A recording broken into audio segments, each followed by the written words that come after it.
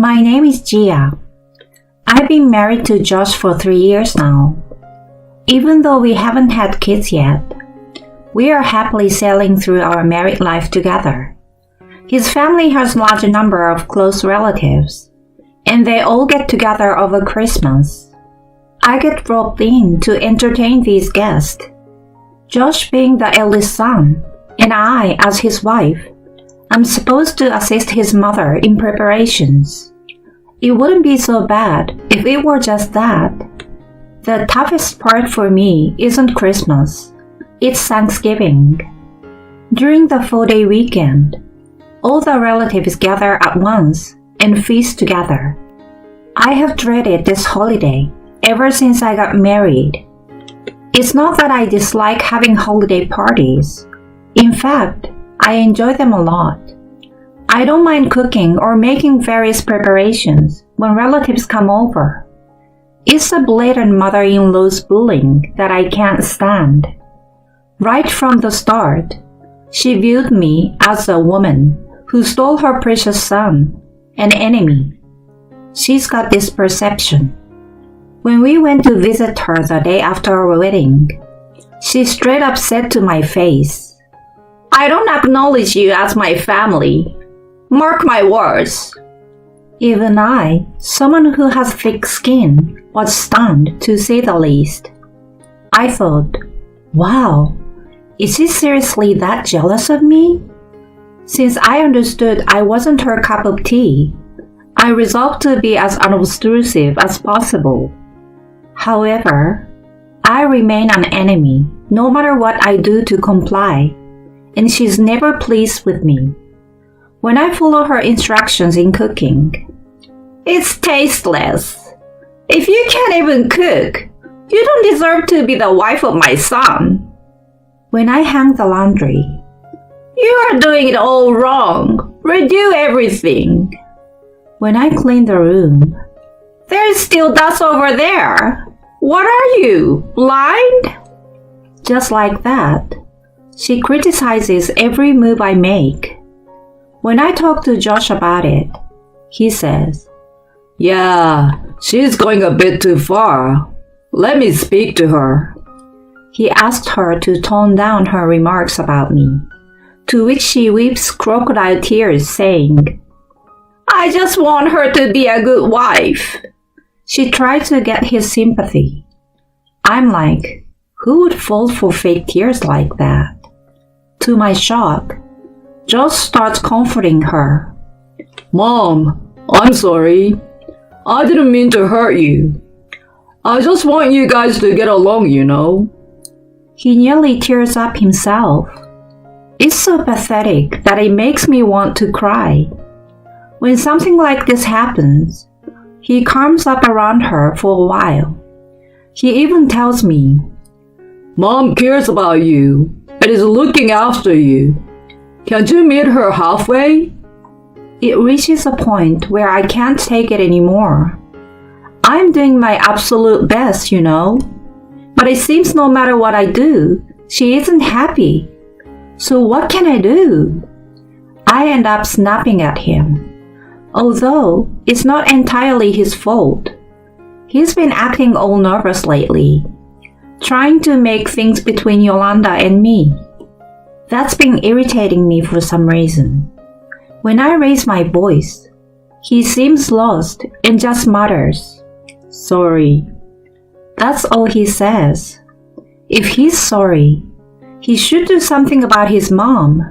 But it seems whenever she cries, he can't help but feel terrible. I get that he is kind, but he should have my back at all times. That's how I have been feeling all along. As my bad relationship with Yolanda continues, Thanksgiving arrives again.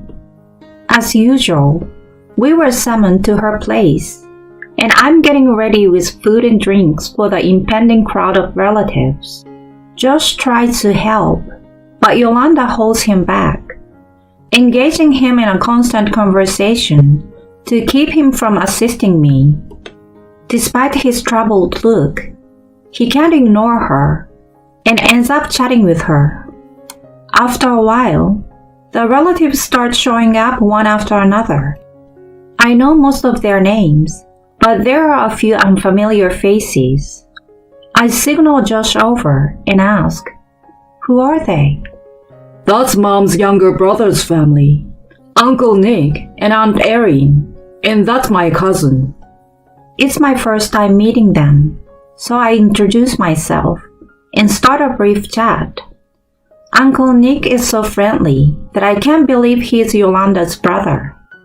Aunt Erin is a genuinely lovely person, and their daughter, who is a year younger than me, has this carefree vibe.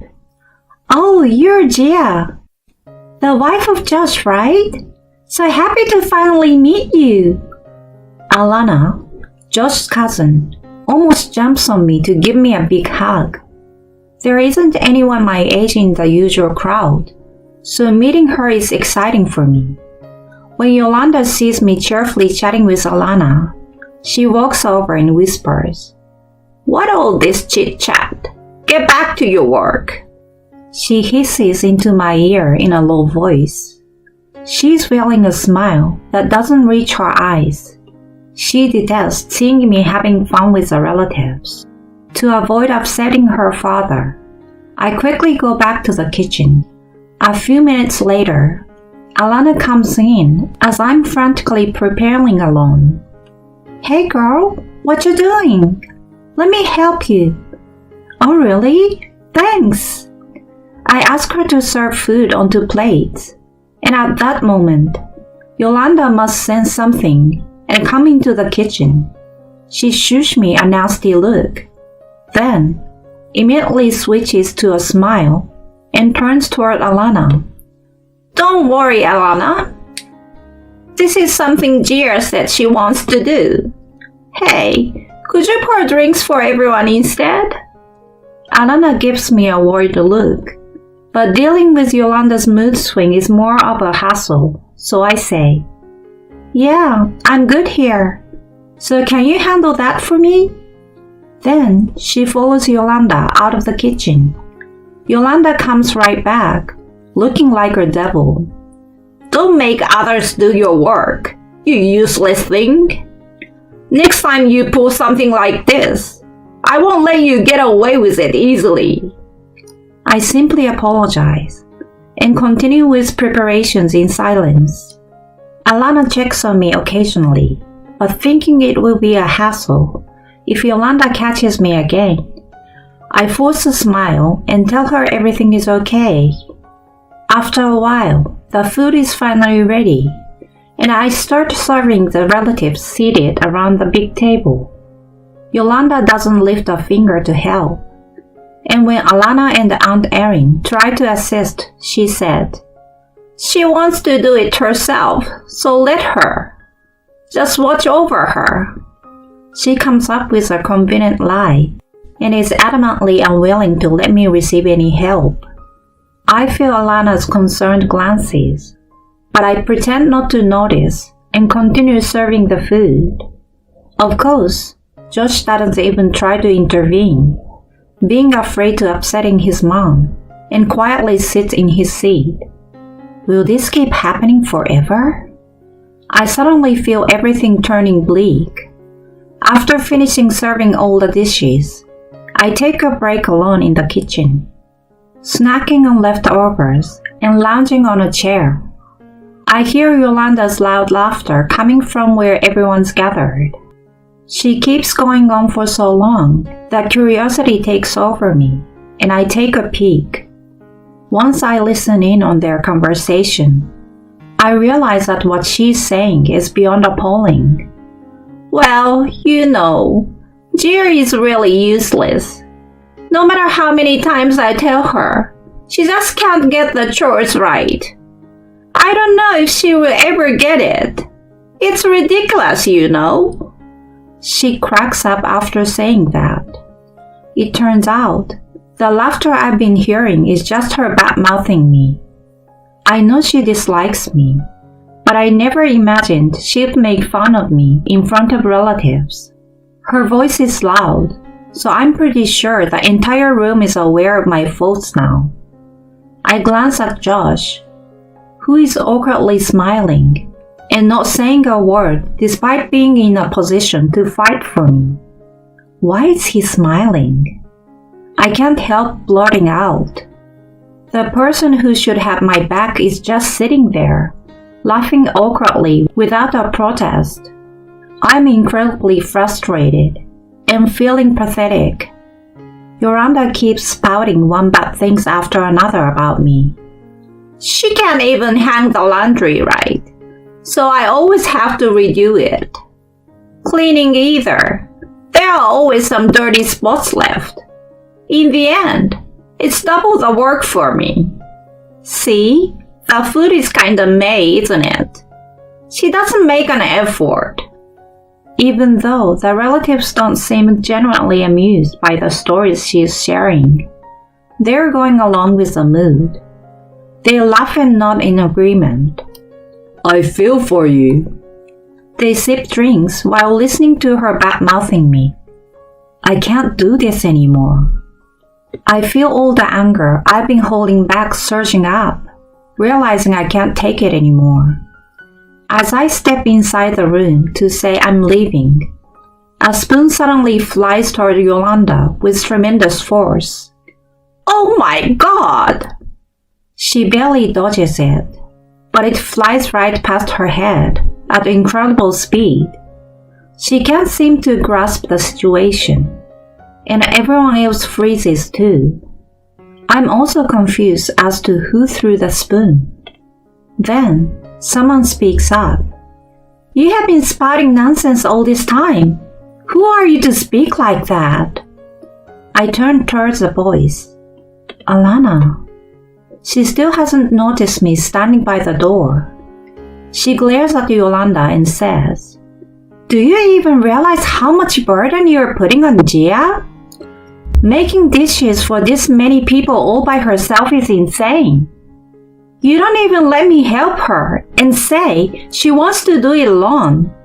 I knew something was off from the start.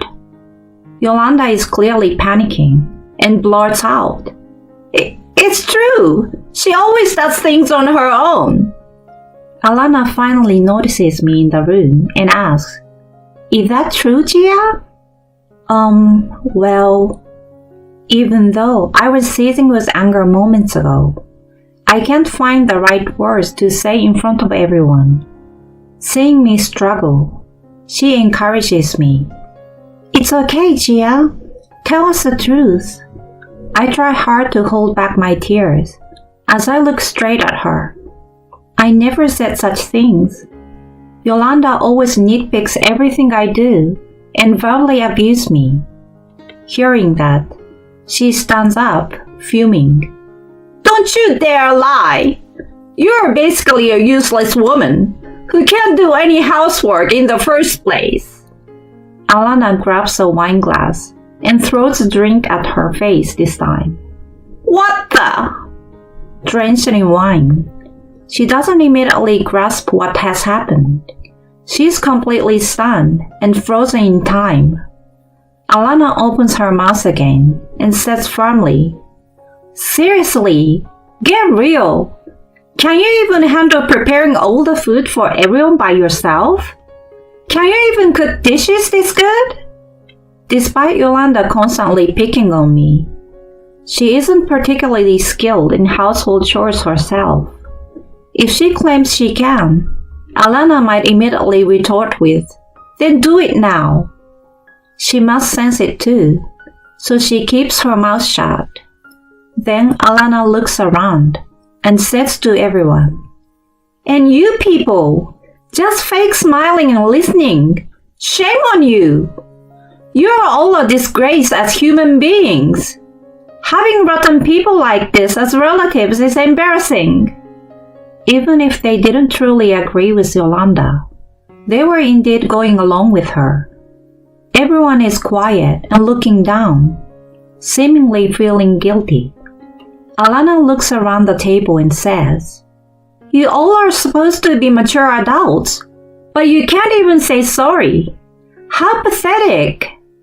She lets out an exaggerated sigh and starts walking straight toward Josh.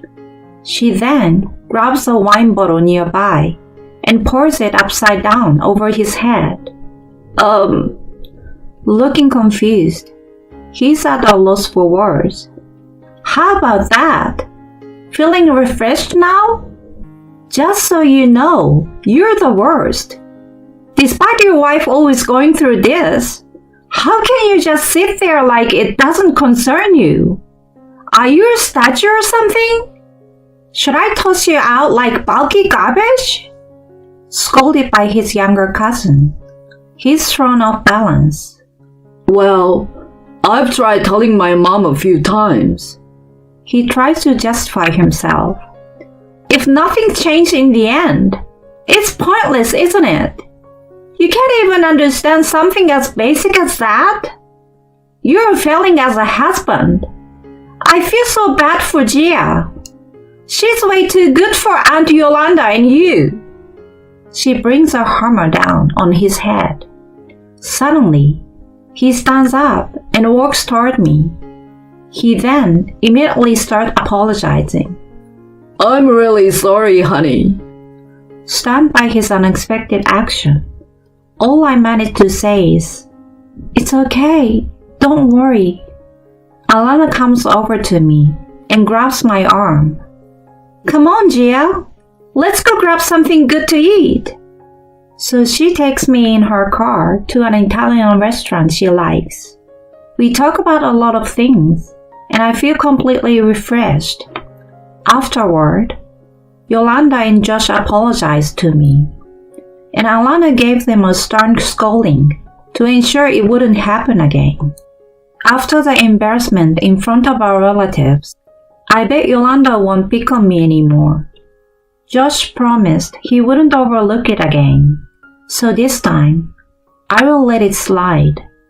If something like that even happens again in the future, well then, because of the incident, Alana and I are close friends now. We vent on each other and enjoy going out and shopping together. I'm truly grateful to her. My current position and environment is all thanks to her, you know. Since that incident, Yolanda stopped giving me a hard time and even started helping with cooking. I've reduced my visit to her place and kept a balanced relationship. I hope we can maintain this moderate distance and continue our good relationship for a long time.